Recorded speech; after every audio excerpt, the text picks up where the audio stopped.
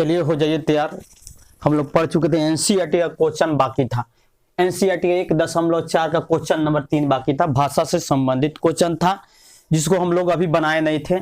इसमें बता रहे हैं कैसे बनाया जाएगा। जैसे कह रहा है कि कुछ वास्तविक संख्याओं के दशमलव प्रसार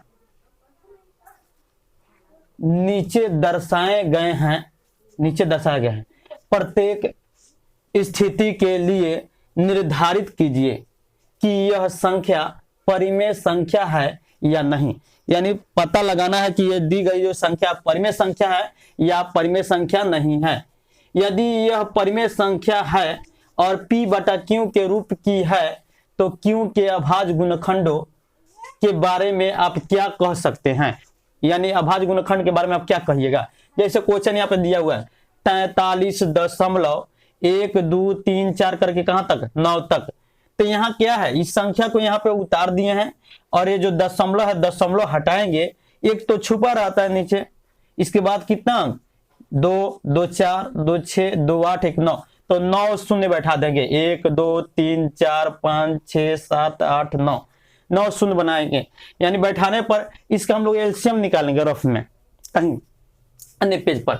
जब एलसीएम निकालिएगा तो जब भी एलसीएम इसका निकलेगा तो 2 और 5 के रूप में ही टूटेगा, उससे अन्य संख्या में नहीं टूटेगा। जब भी टूटेगा तो क्या 2 और 5 के रूप में टूटेगा। तो हम लोग जानते थे कि 2 और 5 के रूप में टूटे तो शांत होता है, या ये भी बताए थे कि 2 और 5 के रूप में अगर टूटता है तो परिमेय संख्या होता है। इसीलिए लिख दिया गया है, हिंदी में डायरेक्ट लिखना है, थोड़ा समझ लीजिए अच्छा तरह से। चूंकि दी गई संख्या का हर इतना के रूप का है, यानी 2 और 5 के जो नीचे वाला जो है 1 पर 9 0, इसका एलसीएम निकालेंगे तो 2 और 5 के रूप में ही टूटेगा, अन्य संख्याएं इसमें नहीं आएगी। तो 2 5 में टूटता है, इसलिए इस रूप में लिखा गया है। अतः दी गई संख्या परिमेय संख्या है। 2 5 के रूप में टूटता है तो परिमेय संख्या नहीं टूटेगा, परिमेय संख्या नहीं होगा। दूसरा क्वेश्चन है इसमें का 0.120, फिर 1 2 पर डबल जीरो। यहाँ पे देखो, यहाँ पे 1 2 पर सिंगल जीरो है, फिर यहाँ पे 1 2 पर डबल जीरो, ट्रिपल जीरो और 4 0 5 0 6 0 ऐसे आते रहेगा। ऐसे डैश डैश दिया है, यानी रुक नहीं रहा है, रुका नहीं है, बढ़ते जा रहा है संख्या। लिखेंगे चूंकि दी गई संख्या अपरिमेय संख्या है। रुकेगा ही नहीं तो क्या परिमेय कैसे होगा, नहीं होगा। अतः यह परिमेय संख्या नहीं होगा। जब अपरिमेय तो परिमेय कैसे होगा, नहीं होगा। भाषा में ही केवल लिखना था। जैसे बढ़ रहा है, कोई भी ऐसा संख्या दिखाई दे, अगर 1 3 0 फिर 1 3 डबल 0 ऐसे करके डैश डैश डैश करके रहे तो क्या हर हालात में अपरिमेय संख्या होगा। यहाँ पर देखा जाए 43.12 करके 9 तक गया है, उस पर रेकरिंग चढ़ाया हुआ है। क्या है, रेकरिंग है।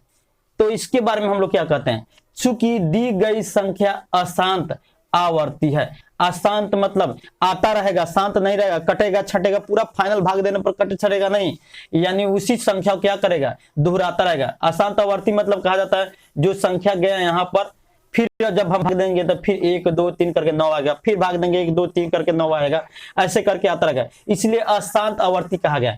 इसमें जो है बदलता जा रहा है, ठीक है। इसलिए कहा गया कि दी गई संख्या अशांत आवर्ती है, अतः यह परिमेय संख्या है।